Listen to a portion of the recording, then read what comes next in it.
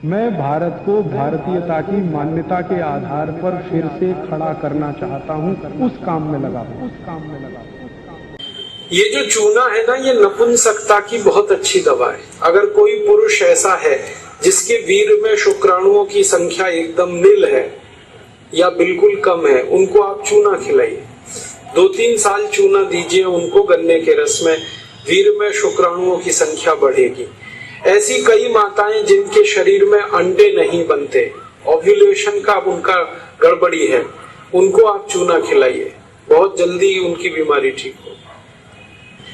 मैं सबको यही कहता रहता हूं कि आप चूना खाइए, चूना लगाइए मत कभी किसी को। ये चूना लगाने के लिए नहीं है, खाने के लिए। और ये चूना हम खाएं तो 2 ही बातें याद रखनी है। पत्थर वाला खाना है, पत्थर वाला चूना एक आता है, एक सीप वाला भी आता है। तो सीप वाला नहीं खाना, पत्थर वाला। और यही चूना है पत्थर वाला जो पान की दुकान में मिलता है, तो वहां से आप कभी भी ले सकते हैं। चूना बांझपन की सबसे अच्छी दवा है। इनफर्टिलिटी, बांझपन, ये सबसे जल्दी चूने से ही ठीक होता है।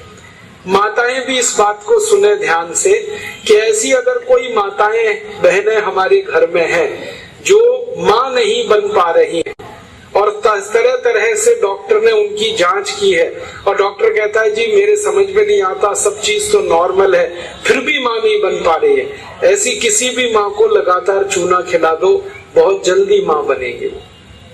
और माताएं बहनें ये बात मेरी हमेशा याद रखें कि ऐसी कई माताएं होती हैं जो गर्भ धारण तो कर लेती हैं लेकिन महीने 2 महीने में गर्भपात हो जाता है उनका। कोई कारण हो सकता है, 1 महीने में, किसी का 2, किसी का 3 महीने में गर्भपात हो जाता है। ऐसी सब माताओं को चूना खिलाइए, कभी भी गर्भपात नहीं होगा। और मेरा तो सब माताओं को ये कहना है कि जब भी कोई गर्भवती माँ हो अपने घर में तो उसको हर दिन चूना खिलाइए ताकि गर्भपात ना हो और बच्चा स्वस्थ हो। तो ये चूना कैसे खिलाएंगे? गेहूं के दाने के बराबर चूना 1 कप अनार के रस में मिला के पिलाना। माँ को, गर्भवती माँ को चूना चाहिए अनार के रस के साथ। क्यों अनार का ही रस? क्यों? अनार के रस में सबसे ज्यादा आयरन होता है, लोहा, और चूने में सबसे ज्यादा कैल्शियम होता है।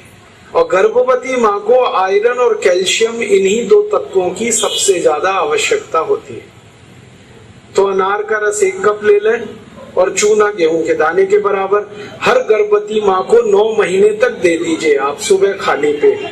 तो 4 फायदे होंगे इसके। पहला फायदा होगा कि बच्चे के जन्म के समय माँ और बच्चे को कोई तकलीफ नहीं होगी।